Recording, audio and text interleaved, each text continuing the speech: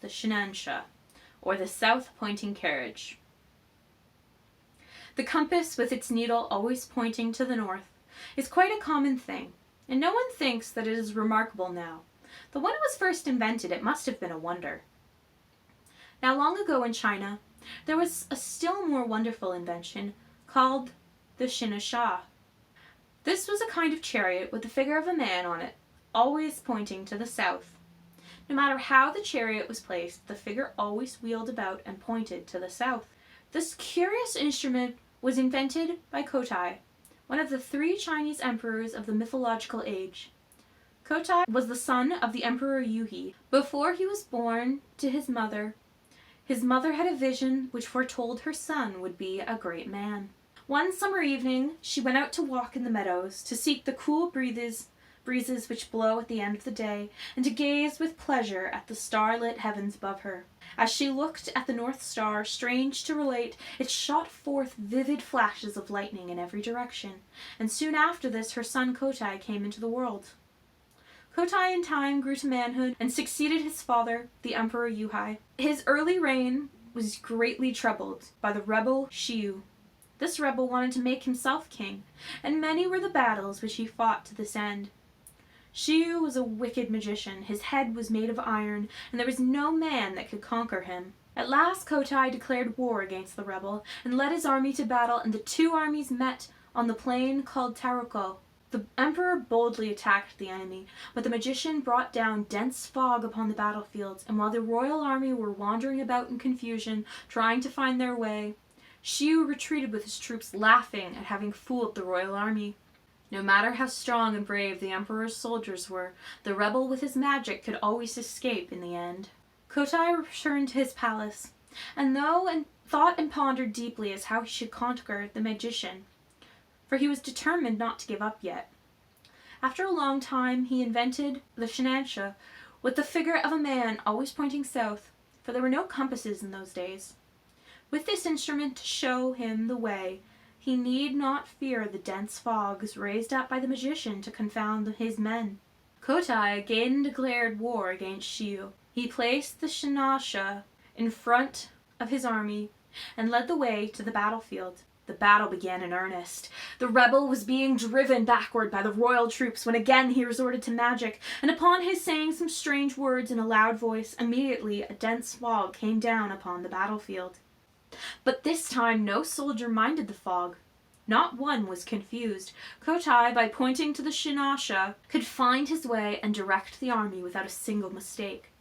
He closely pursued the rebel army and drove them backward till they came to the big river. This river Kotai and his men found was swollen by the floods and impossible to cross. Shiyu, by using his magic art, quickly passed over with his army and shut himself up in a fortress on the opposite bank. When Kotai found his march checked, he was wild with disappointment, for he had very nearly overtaken the rebel when the river stopped him. He could do nothing, for there were no boats in those days, so the emperor ordered his tent be pitched in the pleasantest spot that the place afforded. One day he stepped forth from his tent, and after walking about for a short time he came to a pond. Here he sat down on the bank and was lost in thought.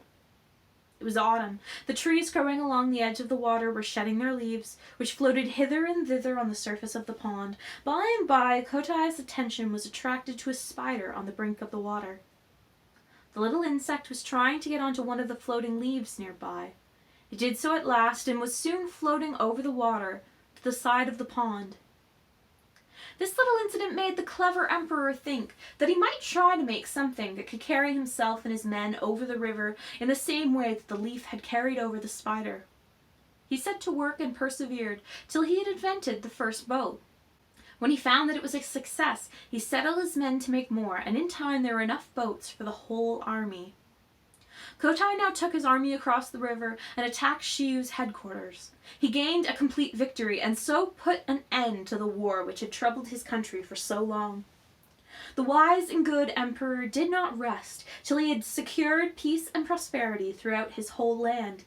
He was beloved by his subjects, who had now enjoyed their happiness of peace many long years under him. He spent a great deal of time in making inventions which would benefit his people, and he succeeded in many besides the boat and the South Pointing Shinansha.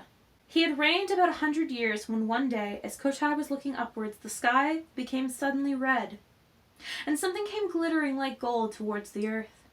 As it came nearer, Kotai saw that it was a great dragon. The dragon approached and bowed its head down before the emperor. The empress and the courtiers were so frightened that they ran away screaming. But the emperor only smiled and called them to stop and said, "Do not be afraid.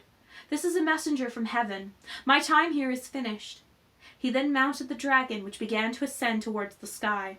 When the empress and the courtiers saw this, they all cried out together, "Wait a moment, we wish to come too!" And they all ran and caught hold of the dragon's beard and tried to mount him.